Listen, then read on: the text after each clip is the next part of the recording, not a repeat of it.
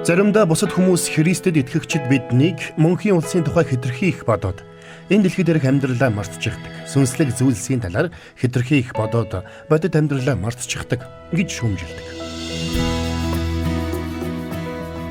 Тэгвэл хамтдаа нэвтрүүлгийн өнөөдрийн дугаараар доктор Стенли бидэнд нэгэн чухал үннийг илчлэх болно. Юу гэвэл бид сүнслэг зүйлсийг хэдий ч нэ гүн гүнзгий ойлгоно. Тэр нь бидний энэ дэлхий дээрх амьдралд гайхамшигтай эерэг нөлөөг үзүүлдэг байна. Энэ чухал үннийг бидэнд ойлгуулахын тулд доктор Стенли өнөөдөр бидэнтэй ариун сүнс ба итгэгчдийн ариусгал гэсэн сэдвээр ярилцгаулна. Үнэхээр ариун сүнс итгэгч бидний амьдралд ямар гайхамшигтай ажлуудыг хийдэг болохыг бид эндээс ойлгож мэдэх болно. Ингээд хамтдаа доктор Стенлиг өгтөн авцгаая.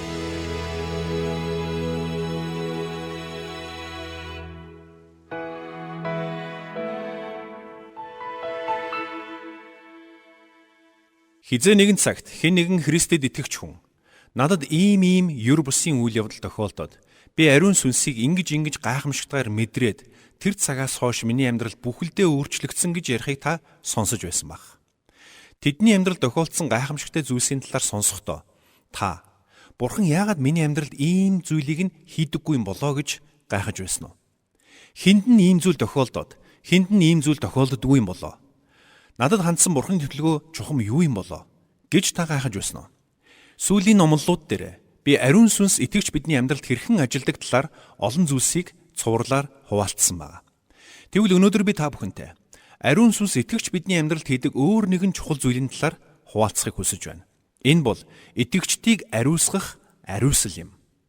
Магадгүй та өмнө ариусгал гэдэг үгийг сонсоод энэ нь юу гэсэн үг юм болоо гэж гайхаж байсан байж болох юм. Эсвэл та энэ үгийн утгыг бүрэн ойлгодог ч байж болно. Магадгүй та энэ үгийн талаар өөр хоорондоо ялгаатай хэд хэдэн тайлбаруудыг сонсоод дунд нь эргэлзэж, тэнэгэлзэж байсан ч байж болно. Тэгвэл аль нь ч байлаа гэсэн энэ бол ариун сүнсний итгэгч хүн нэг бүрийн амьдралд хийдэг хамгийн чухал ажлуудын нэг гэдгийг та ойлгох хэрэгтэй. Тиймээс бид хамтдаа ариусгал гэдэг үгийн утгыг Библийн дагуу ойлгох нь амин чухал юм. Ингээд хамтдаа 2 дугаар Тесалоник номыг гаргаад харъя. Би эндээс нэгэн ишлэлийг танд уншиж өгөх болно. Тэгээд хамтдаа ариун сүнсний ариусгалын ажил гэж чухам юу болох талаар ярилцах болно. 2 дугаар Тесалоникийн 2 дугаар бүлгийн 13 дугаар ишлэл. Эзнэр хайрлагдсан ах дүүнраа та нарын төлөө бид үргэлж Бурханд талархал өргөх ёстой. Учир нь Бурхан та нарыг үнэн итгэл ба сүнсний ариусгалаар дамжуулан анхны үр жимс болгон авралын төлөө сонгосон ажээ гэсэн байна. Тэгэхээр би энэ цагт хамгийн түрүүнд та бүхэнд ариусгал гэдэг үг нь ямар утгатай болохыг тайлбарлаж өгөхийг хүсэж байна. Шинэ гэрээнд энд гарч буй ариусгал гэсэн үгтэй адил үндэс бүхий хэд хэдэн үг гардаг юм. Шинэ гэрээнд бичигдсэн ариун байдал, ариун хүн, ариусгал, ариусгах гэх мэт үгнүүд нь бүгд адил үндэстэй бөгөөд агуулгын хувьд хоорондоо адил төстэй утгыг илэрхийлдэг гэсэн үг. Библийн утгаар авч үзвэл ямар нэгэн зүйлийг ариун гэж тодорхойлж байгаа бол тухайн зүйлийг Бурхан зөвхөн өөртөө зориулна тусгаарласан гэсэн санааг илэрхийлдэг юм. Тэгвэл ариусгах гэдэг нь юу гэсэн үг юм бэ? Энэ нь ямар нэгэн зүйлийг эсвэл ямар нэгэн хүнийг Бурханд зориулна тусгаарлана гэсэн үг юм. Тэгвэл энд яригдж байгаа ариусгах гэдэг үг нь ариун буюу ариун хүмүүс гэсэн үгнүүдтэй адил үндэстэй байх нь. Тэгэхээр Библиэд бичигдсэн утгаар нь авч үзвэл ариун хүн гэдэг нь ямар нэгэн гим үйлддэггүй хүн гэсэн утгатай биш байх нь. Эсвэл гэгээрсэн, төгсөрсөн, гэгэнтэн гэсэн үгч биш байх нь. Харин энэ нь Бурханы нэгүслэр аврагдаж, ариун сүнсний ажлаар дамжуулан Бурхан зориулагдсан тусгаарлагдсан хүн гэсэн үг юм. Энэ утгаар нь аваад үзвэл Христэд итгэж хүн бүр ариун хүмүүс юм. Ариун сүнсний ариусгалын талаар зөв ойлголттой болохын тулд бид 3 чухал зүйлийг ойлгох хэрэгтэй. Нэгдүгээрт, бид ариусгалын тухай ярихдаа энэ бол Христийн доторх бидний байр суурь гэдгийг ойлгох хэрэгтэй. Өөрөөр хэлбэл энэ нь Бурхан биднийг хэрхэн харж байна вэ гэдэгтэй шууд холбоотой ойлголт юм. Энэ нь танд бага зэрэг ойлгомжгүй санагдаж болох юм. Үүнийг би танд тайлбарлаж өгье. Энэ нь бид Бурханы нэгүслэр аврагдах үед буюу Есүс Христийг аврагч эзнээ болгон хүлээн авах үед бид ариусгагддаг. Энэ нь ариун сүнс бидний дотор нутаглаж биднийг Бурханд зориулн тусгаарласан гэсэн үг юм. Ингээд хамтдаа Еврей номын 10 дугаар бүлгийн 10-ыг гаргаад харъя. Энэхүү хүслээр бид Есүс Христийн бүгдийн төлөө нэг мөсөн бие өргөсөн өргөлөөр ариусгагдсан юм гэсэн байна. Энд биднийг өнгөрсөн цаг дээр буюу аль хэдийн ариусгагдсан гэдгийг хэлсэн байна. Энэ нь бид аль хэдийн түүний төлөө ариусгагдсан гэсэн үг. Үргэлжлүүлээд хамтдаа харах юм бол 14-р эшлэлдэр нь учир нь тэр ариун болгогдсдыг ганц дахлаар үрд төгс болгожээ гэсэн байна. Энд биднийг ариун болгогдсод гэж тодорхойлсон байна. Энэ нь юу гэсэн үг вэ? Биднийг Есүс Христэд итгэх үед ариун сүнс бидний дотор нутагладаг. Тэгвэл ариун сүнс бидний гэм нүглийг зэмлэж, бидэнд шин амийг өгч, биднийг Христийн дотроос шинээр төрүүлсэн. Тэр биднийг золилтын өдөр зориулн хамгаалсан. Тэгвэл энэ бүх үйл явцтай зэрэгцээд ариун сүнс биднийг Бурханд зориулан тусгаарласан байх нь. Тиймээс Есүс Христэд итгэснийхээ дараа бид за одоо би авралыг авчихсан юм чинь одоо цаашид өөрийнхөөрөө дураараа амьдрнаа гэж хэлэх боломжгүй гэсэн үг. Яагад гэвэл бид Христэд итгэж аврагдах үедээ автоматар ариусгагдсан байр суурийг хүлээж авсан юм. Энэ нь бид Бурханд зориулан Бурханаар тусгаарлагдсан гэсэн үг юм. Энэ нь бид түүнд үйлчилж Христийн мөн чанарыг хуваалцсан, түүний мөн чанарыг гэрчлэн амьдрахаар тусгаарлагдсан гэсэн үг юм. Магадгүй та дотроо түр хүлээгээрэй. Хэрвээ би Бурханаар ариусгагдсан юм бол цаашид огт нүгэл үлдэхгүй гэсэн үг үү гэж бодож үйж болох юм. Үгүй тийм биш. Бид алдрын биеийг хүлээн авах хүртлээр нүгэл үлдэх потенциал бидэнд хэвээрээ байсаар байгаа. Зарим хүмүүс Христэд итгэснийхээ дараа сүнсээр сайн өсвөл нүглээс бүрэн ангижрах буюу нүглээс дээгүүр байр суурьнд очих боломжтой гэж үздэг. Тэр төвшөнд хүрсэн гэж өөрсдийгөө хэлдэг хүмүүс нүгэл үлдэх үедээ үүнийгээ нүгэл биш харин алдаа гэж тайлбарладаг юм. Гэхдээ тийм биш гэдгийг Библиэд тодорхой өгүүлсэн байна. Хамтдаа 1-р Иохны 2-р бүлгийн 1-2-ыг харъя. Бяцхан хүүхдүүд минь, та нарыг нүгэл бүү үлдээсэй хэмээн би эдгээрийг та нарт бичиж байна. Хэн нэгэн нүгэл үлдвэс эцгийн өмнө бид өмгөөлөгчтэй агаад тэр бол зөвхт болох Есүс Христ мөн. Тэр өөрөө бидний нүглийн төлөө эвлэрүүлэл бөгөөд зөвхөн бидний нүглийн учир төдийгүй хамаг ертөнцийн нүглийн учир билээ гэсэн байна. Тэгэхээр бид Христэд итгэсэн бол огт нүгэл үлдэхээргүй төвшөнд хүрэх боломжтой гэсэн санаа Библийн хааж байхгүй шүү. Хамтдаа үргэлжлүүлээд нэг хэсгийг харъя. 1-р Петрийн 1-р бүлгийн 1-2. Ингэж бичигдсэн байна. Есүс Христийн элч Петрээс, Понт, Галат, Каппадок, Аз болон Питүнд тархсан төр сууршигч нарт. Та нар Бурхан эцгийн урдаас харсны дагуу сүнсний ариусгалаар Есүс Христэд дуулууртай байх болно.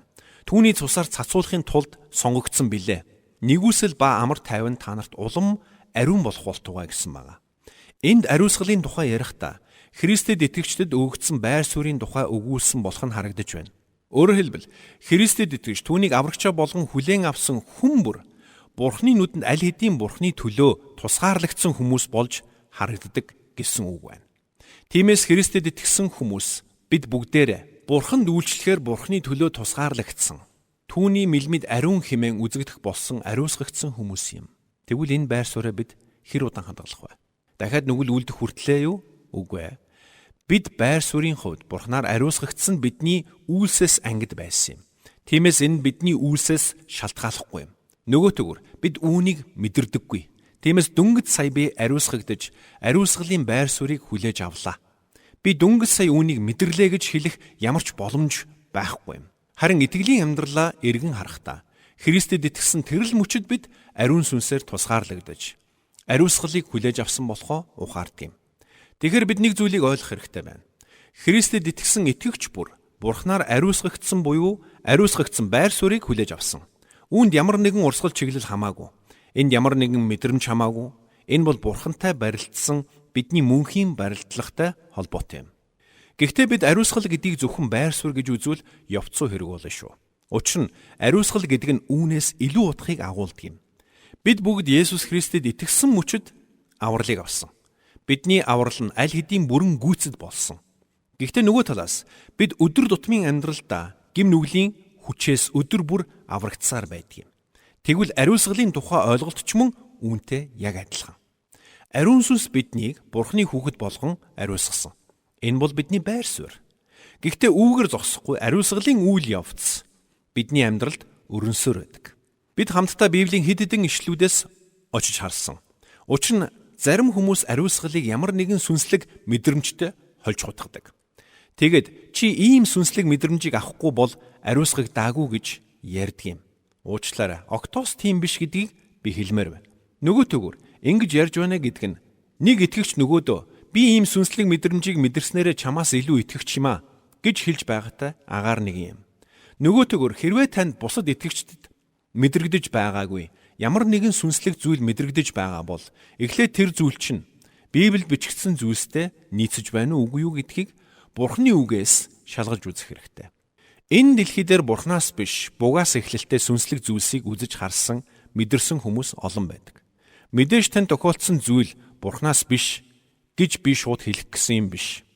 Зүгээр л Христэд итгэгчид бид аливаа сүнслэг зүйлсэд маш болгоомжтой хандаж, өөр тохиолдсон зүйлс маань Бурхнаас мөн эсхийг сайтар нэгтлэх мэрэгэн ухаантай байх тухай ярьж байгаа юм. Нэгдүгээрт нь. Харин хоёрдугаарт нь хэрвээ бидэнд тохиолдсон сүнслэг мэдрэмж нь үнэхээр Бурхнаас байлаа гэж бодоход энэ нь бусдад гайхуулах эсвэл бусадтай өөрийгөө харьцуулахын тулд өгдөө гэдгийг бид сайтар ойлгох хэрэгтэй. Тиймээс бид үүнийг хэн нэгэнд ярих ёстой бол маш даруугаар Бурхныг гэрчлэл байдлаар ярих нь зөв болохоос бусад хүнд тийм зүйл тохиолдсон эсхийг шалгах, бусдад өөрийгөө дөвөөлөх байдлаар ярих нь зохимжгүй юм. Тэгэхээр бид энд нэг зүйлийг ойлгох хэрэгтэй байх нь ариусгал гэдэг нь нэг талаас бидэнд өгөгдсөн байр суурь байна. Хоёрдугаарт энэ бол бидний амьдралын туршид үргэлжлүүлэх үйл явц байна. Тэгвэл энэ үйл явцын талаар хамтдаа хэсэг хугацаанд ярилцгаая. Хэрвээ ариусгал нь бидний амьдралын туршид үргэлжилдэг үйл явц юм бол үүнтэй холбоотой ахиц дэвшил заавал байх ёстой юм. Бид Христэд итгэж авралыг авсан цагаас эхлэн ариун сүнсний хүчээр алхаж, ариун сүнсний хүчээр амьдарч эхэлдэг юм. Энэ бол үйл явц. Тэгвэл энэ амьдралын зам өөрөө ариусгалын зам юм. Бид байр суурийн хувьд ариусгагдсан гэдэг нь бид Христэд итгэсэн мөчид авралыг авсантай адил нэг удаагийн үйл явдал. Энэ бол биднийг Бурханд зориулан тусгаарласан гэсэн үг юм. Нөгөө төвөр энэ нь одоо цаг дээр үргэлжилж буй үйл явц гэдгийг бид ойлгох хэрэгтэй. Тэгвэл бидний амьдралд үргэлжилж буй ариусгалын үйл явц буюу процесс нь яг юу болохыг хамтдаа Библиэс харцгаая. Хамтдаа 1-р Тесалоник номын 4-р бүлгийг гаргацгаая. Энд ариун сүнс биднийг өдөр тутмын амьдралд маань үргэлжлүүлэн ариусгасаар байдаг гэдгийг маш ойлгомжтойгоор тайлбарласан байна. Бид өмнө нь Христэд итгэгчид бидний дотор буй ариун сүнсний хүчээр амьдрах учиртай өдөр бүр түүнд найдаж, түүнд түшиглэн амьдрах ёстой гэж үзсэн. Тэгвэл бид ийхүү ариун сүнсээр өдөрдүүлэн амьдрах үед ариун сүнс биднийг ариусгаж байдаг байх нь. Өөрөөр хэлбэл энэхүү ариусгалын үйл явц нь бидний гим нүглээс ангижруулж, гим нүглээс холдуулан цэвэрлэх үйл явц юм. Энэ тухай 1-р Тесалоникийн 4-р бүлэгт үүнийг маш тодорхой тайлбарласан байдаг. Хамтдаа 1-р Тесалоник номын 4-р бүлгийн 1-7-г гарган харцгаая. Эцэст нь ах トゥ нараа, та нар хэрхэн явах, Бурханд таалагдах талаар биднээс сурснаа, мөн та нар үнэхээр тийм явдагчлан. Улам илүү болоосоо гэж бид эзэн Есүс Христ дотор гуйн ятгаж байна. Учир нь бид эзэн Есүсээр та нарт ямар тушаалууд өгснийг та нар мэднэ. Бурхны хүсэл нь та нарын ариусгал бөгөөд тэр нь юу гэвэл та нар садар самууныг цээрлэж. За эндээс харах юм бол ариун сүнс биднийг садар самуун байдлаас хол байлгахыг сануулн зэмлэж биднийг садар самуун явдлаас тусгаарладаг болохыг харж байна. Мэдээж энэхүү ариусгалын үйл явцыг ариун сүнс өдөрддөг боловч та бидний өөрсдийн оролцооч мөн чухал болохыг бид эндээс харж байна. Хамтдаа үргэлжлүүлээд 4-өөс нь харъя цааш. Хүн бүр ариусгал хийгээд хүндэтгэл дор өөрийн биеэ хэрхэн хянахаа мэдэж. Бурхныг мэддэггүй харийнхан мэт тачаангуй хүсэлд эс байх юм. Мөн хинч үүнийг зөрчиж энэ эрэгт ах дүүгээ мэхэлж болохгүй. Та нарт урд нь хэлж чухалчлан анхааруулж байсанчлан энэ бүхний төлөө өшөө авагч нь эзэн юм. Учир нь Бурхан биднийг цэвэр бусын тулд бус харин ариусгалд дуудсан билээ гэсэн байна. Үнэхээр Бурхан бидний гим нүглээс тусдаа Бурханы хүслийг дагах амьдрал руу дуудсан. Тэгвэл ариун сүнсний ариусгалын ажил гэдэг нь тэр бидний гим нүглийг зэмлэж, биднийг ятгах, бидэнд анхааруулж, биднийг тусгаарлаж, бидэнд урам өгч, бидний Христийн дотор хэн болохыг сануулж, эцсийн дүндээ биднийг Бурханы хүслийн дагуу Есүс Христтэй адил дүр төрхөөр өөрчлөгдсөн хүмүүс болгон шинчилж буй ариун сүнсний ажил юм. Тэгвэл бид ариун сүнсээр ариусгахын тулд залбирах хэрэгтэй гэсэн үг үү? Мэдээж тийм. Бид өдөр бүр ариун сүнсний хүчээр гим нүглээс тусгаарлагдан ариусгахын төлөө залбирах хэрэгтэй юм. Тэгснээр бид оюун санаагаа альва ёс бус байдлын эсрэг бэлтгэж, Сатааны аливаа дайралт, хурам мэхлэлтийн өмнө хөл алдалгүй Бурхны хүссэн амьдралаар амьдрч чадах юм. Тиймээс ч 1-р Тесалоникийн 4:8-д хэлэхдээ Илч Паул тиймд үүнийг эсэргүүцэгч нь хүнийг бус харин та нарт ариун сүнсээ өгдөг Бурхныг эсэргүүцэж байна хэмээн онцгойлон сануулсан юм шүү. Тэгэхээр довчхондоо бол биднийг амьдралын маань туршид ариусгасаар байдаг ариун сүнсний ажил нь эцсийн дүндээ биднийг гим нүглээс хол байлгах үйл явц юм. Би нэг зүйлийг сонсогчдод дахин хэлдэг юм. Христэд итгэгчид бид өөрсдийгөө ариун хүмүүс гэж харах ёстой гэж. Учир нь хэрвээ бид өглөөс эрэхтэл дотроо би бол нэгүслэр аврагдсан нүгэлтэн гэж бодож сэрэх юм бол оюун санаагаа ямар үйлдэлд програмчилж байна гэсэн үг вэ? Би бол нүгэлтэн гэсэн програмыг бид сануулж байна гэсэн үг юм.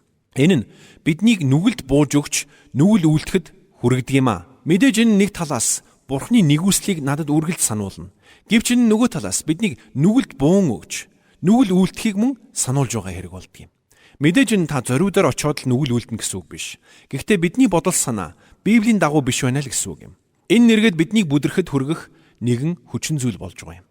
Харин бид Библийн дагуу бодол санаатай байвал өөрсдийгөө нүгэлтэн гэж харах биш. Харин ч эсрэгээр ариусгагдсан хүн, ариун хүн гэж харах ёстой юм. Учир нь үнэхээр бид бол Бурханаар сонгогдож, ариун сүнсээр ариусгагдан амьдарч буй хүмүүс. Бид бүгд үйлсээр биш, Бурхны нэгүслэр аврагдсан хүмүүс. Христийн цусаар золигдсон хүмүүс. Бид Бурхан эцгийн хүүхдүүд болсон учраас түүнийг дуулууртаа даган амьдрах учиртай хүмүүс. Тэгвэл бидний дотор ариун сүнс нутгалсан биднийг ариусгаж, гим нүглээс хол байхын тулд юм. Учир нь бид Бурхны өмнө цэвэр ариунаар гим нүглээс аль болох ангид амьдрах учиртай. Ингэж хэллээгээд бид хизээч нүгэл үлдэхгүй гэсэн үг биш. Гэхдээ бид үүнд зорж амьдрах учиртай юм. Харин энэ зорилгодоо хүрэхийг хүсчил байгаа бол бид өөрсдийгөө нүгэлтнүүд биш, харин ариун хүн гэж харах учиртай юм. Учир нь үнэхээр бид бүгдээрээ Бурхны өмнө тусгаарлагдсан хүмүүс. Тиймээс 1-р Иохны 2-р бүлгийн 1-дэр ийхүү бичигдсэнийг танд сануулмаар байна. Бяцхан хүүхдүүд минь, та нарыг нүгэл бүү үлдээсэй хэмээн би эдгээрийг та нарт бичиж байна. Хэн нэг нь нүгэл үлдвэс эцгийн өмнө бид өмгөөлөгчтэй хагаад. Тэр бол зөвхт Есүс Христ муу юм а гэж хэлсэн баг. Есүс Христ бол цорын ганц зөвхт нэгэн. Тиймээс загалмай дээр урсгасан түүний гэмгүү цусаар аврагдсан бид Бурханыхаа өмнө зөвхт ариун амьдралаар амьдрахыг эрмэлзэх учиртай юм. Өнөөдөр нийгэмдэр хүмүүс ариун байдал, ариун амьдралын талаар ярих нь улам бүр багассан байна. Тэгвэл 1-р Петрийн 1-р бүлэгт Илч Петр юу гэж бичсэн болохыг хамтдаа харцгаая. 1-р Петрийн 1-р бүлгийн 13-аас 15 дугаар ишлэлдэр тиймээс та нар оюун санаагаа үйлдэлд бэлтгэж, эрүүл ухаантай байж, Есүс Христийн илчлэлт дээр та нарт өгөгдөх нэгүсэлд найдвараа бүрэн тавь. Дуулууртай хүүхдүүдийнхээ хувьд мэдхгүй байхад ч та нарт байсан урдын хүсэл тачаалдаа бүү нийцүүл. Харин та нарыг дуудсан ариун нэгний адил өөрсдийн бүхэл зам байдалдаа бас ариун байх тун гэсэн байгаа юм. Хэрвээ бид ариун амьдралаар амьдрахыг хүсэж байгаа бол бидний зүрх сэтгэл эзэн Есүс Христийг дуулууртаа дагахад бэлэн байх учиртай юм. Бид ариун байдлын дагуу бодож сэтгэж дуулууртай байдлыг эрмэлзэх ёстой. Бид өөрсдийгөө гим нүглээс тусгаарлагдж буй ариусгалын процесс дотор яваа хүн гэдгээ ухаарах ёстой. Тиймээс бид бүгд Бурханд дуулууртай, ариун, ариусгагдсан амьдралаар амьдрах нь бидэнд хандсан Бурхны хүсэл юм. Энэ бол Христэд итгэж хүн бүрт хандсан Бурхны хүсэл юм а. Тиймээс ч 1-р Тесалоникийн 4:3-т Бурхан айлдахдаа Бурхны хүсэл нь та нарын ариусгал юм а гэж хэлсэн байна. Өнөөдөр Христэд итгэгчдийн дотор өөрсдийгөө ариун амьдралаар амьдрах ёстой гэдгийг мэддэг, үүнд тэмүүлдэг хүн хэр олон бол. Мэдээж би Есүстэй адил болж өөрчлөгдөхийг хүсэж байна гэж хэлдэг. Гэхдээ олон итгэгчид ингэж хэлэхдээ Есүс Христийн хүч чадал, Есүсийн хайр, Есүсийн үйлчлэлийг дуурайхыг хүсдэг юм. Гэтэл бид Есүс Христ шиг амьдралынхаа талбар бүрт Бурхан эцэгт дуулууртай алхаж, амьдралынхаа талбар бүрт Есүс шиг ариун байх тухай тэр бүр боддоггүй юм. Гэтэл жухамдаа үүний тулд тэр ариун сүнсээ биднэр лөө илгээсэн биш үү? Бид Бурханы дуудлагын дагуу амьдарч, түүний дуудлагын дагуу үйлдэж, түүний хүслийн дагуу хүмүүс болон өөрчлөгдөхийн тулд бидэнд Бурханы ариун сүнсний хүч хэрэгтэй. Учир нь бид ариун сүнсний тусалцаагүйгээр түүнд дуулууртай амьдарч чадахгүй юм. Мөн ариун сүнсний тусалцаагүйгээр түүний дуудлагыг гүйцэлдүүлж чадахгүй юм. Тэр дуудлага бол ариун амьдралын дуудлага юм шүү. Тэгэхээр бид Есүс Христэд итгэсэн мөчид байр суурийн хувьд ариусгалыг аль хэдийн хүлээж авсан байх нь. Энэ бол бидний амьдралд нэг л удаа хийгддэг ажил. Энэ нь биднээс огт шалтгааллахгүй. Бид Есүс Христэд итгэх үед Бурхан биднийг өөртөө зориулан тусгаарладаг. Энэ бол бидний ариусгалын байр суурь юм. Гэхдээ бидний ариусгал үүгээр дуусахгүй гэдгийг бид ярилцсан. Бид энэ амьдралынхаа туршид ариун сүнсний тусалцаатайгаар гим нүглээс ангижрах үйл явцыг туулах болно. Харин энэ ариусгалын үйл явцад бидний зүгээс хийх зүйл гэж бий. Хамтдаа Колосын номын 3 дугаар бүлгийг гаргаад харах юм бол энд Илч Паул Христэд итгэгчид бид хэрхэн амьдрах учиртайг тодорхой тайлбарласан байна. Өөрөөр хэлбэл бид эдгээр үгсийн дагуу амьдрах үедээ ариусгалын амьдралаар амьдарч байдаг гэсэн үг юм. Эцэст нь хамтдаа Колосын номоос харъя. Колосын номын 3 дугаар бүлгийн 5-аас 8 дугаар ишлэгийг харъя. Бурхныг мэддэггүй харийнхан мэд. Тачаангуй хүсэлд эс байх нь юм. Эдгээрээс болж Бурхны хилэн дуулуургийн хүүгүүдээр ирэх болно. Та нар тэдгээрийн дотор амьдарч байхдаа үнэндээ тэдгээрийн дотор алхаж л явсан. Харин эдүүгээ та нар бас уур хилэн, хорон санаа, гүтгэлэг болон амнаас гарах жигшүүрт үгс бүгдийг нь зайлуулж хаягтун. Тэгэхээр эндээс та харж байна уу? Учир нь эдгээр зүйлс нь Христийн дотор буй бидний мөн чанартай үл нийцэх зүйлс юм. Харин бид ариун сүнсний хүчээр эдгээр зүйлсийг амьдралаасаа таягдан хаях нь өөрөө ариусгалын үйл явц юм. Тэгвэл энэхүү ариусгалын процесс донд бид өөрсдөө ариун сүнстэй хамтран ажиллах шаардлагатай юм. Харин ариусгалын байр суурийн хувьд гэвэл биднээс шаардагдах зүйл гэж үгүй. Ариусгалын процесс буюу ариусгалын амьдрал донд бид ариун сүнсэнд буулт хийж, түүнд найдаж, түүнд амьдралаа бүрэн даатгаж, түүнийг дуулууртаа дагах учиртай. Тэгж байж бид Бурхны хүслийн дагуух амьдралаар амьдарч чадна. Тиймээс хамтдаа ариун сүнсний хүчээр ариусгалын замаар тууштай алхаж, бидний амьдралд шурлан орж ирдэг аливаа ёрын муу бүхнээс өөрсдийгөө тусгаарлан амьдарцгаая. Өнөөдөр доктор Стенли бидэнд Христэд итгэгчдийн ариусгалын талаар 2 чухал ойлголтыг тайлбарлаж өглөө. Христэд итгэгчид бид түүнийг аврагчаа болгон хүлээн авсан тэрэл мөчөөс эхлэн Бурхны хүүхдүүд болдог. Тиймээс бид түүний зорилгын төлөө түүгээр тусгаарлагддаг. Энэ бол бидний ариусгагдсан байр суурь байх нь. Үүний төлөө биднээс ямар ч үйлс шаардлагадаггүй. Харин бидний ариусгал үүгээр хязгаарлагдахгүй. Бид амьдралынхаа туршид ариун сүнсээр ариусгагдсаар байна гэдгийг ч бас доктор Стенли тайлбарлаж өглөө.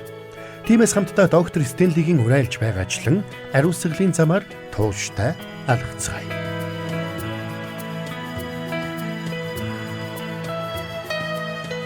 Бурханд тэмүүлсэн сэтгэл хүмүүсийг энэрх зөрхөөр амьдрахад туслах номлогч доктор Чарлз Стенлигийн хамттай нэвтрүүлэг сонсогч танд хүрлээ.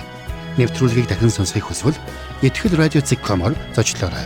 Бидэнтэй холбогдохыг хүсвэл 8085 99 тэгтэг дугаард хандаарай.